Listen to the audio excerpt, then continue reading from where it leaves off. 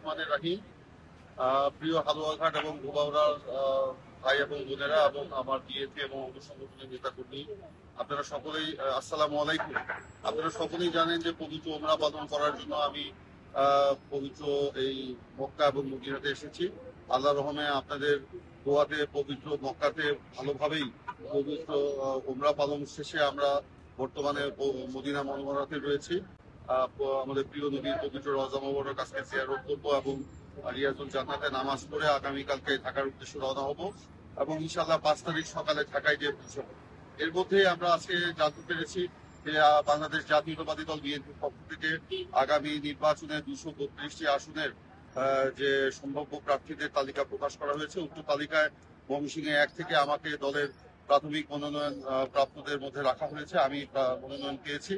এই জন্য মহান আল্লাহ রাব্বুল আলামিনের দরবারে শুকরিয়া আদায় করছি এবং আমাদের প্রিয় নবীর পবিত্র রওজা মোবারকে সালাম দিচ্ছি এবং একই সাথে আমাদের নেত্রী বেগম খালেদা জিয়া এবং আমাদের নেতা জনাব তারেক রহমানের প্রতি কৃতজ্ঞতা জানাচ্ছি। আপনাদের প্রতিও আমি কৃতজ্ঞতা জানাচ্ছি। আপনারা সবাই শান্ত থাকবেন। আমাদের এই এলাকা থেকে আরো 2জন মনোনয়ন প্রত্যাশী ছিলেন, সাবেক এমপি আফজাল খান এবং সালমান ওমর রুবেল।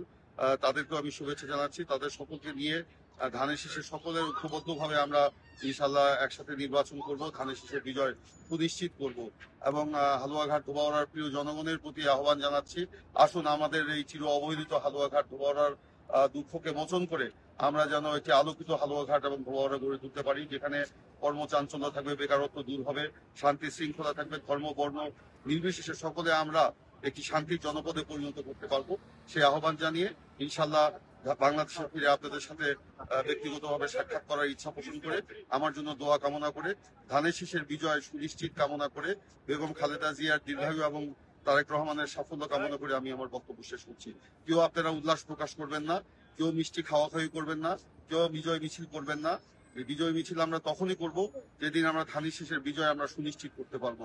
আমরা সকলে মিলে ঐক্যবদ্ধভাবে আমরা ধানের শীষের নির্বাচন করে আমরা বিজয় সুনিশ্চিত করে আমাদের নেতা তারেক রহমানের যে লক্ষ্য, সাম্য মানবিক মর্যাদার একটি আধুনিক বাংলাদেশ গড়ে তোলা, সেটা আমরা করতে পারবো। সকলকে ধন্যবাদ। আসসালামু আলাইকুম।